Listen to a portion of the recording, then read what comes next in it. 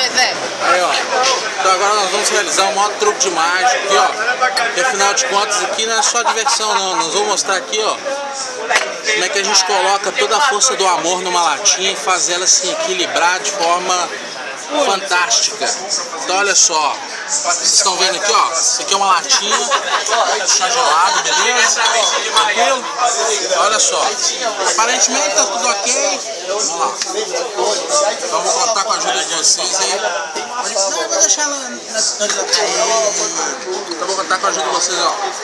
1, 2, 3, chablau. O que vai acontecer agora, ó? Ó.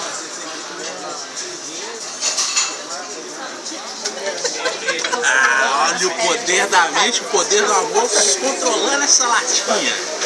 Olha que maravilha. Ó. Pode ver, ó. Ó.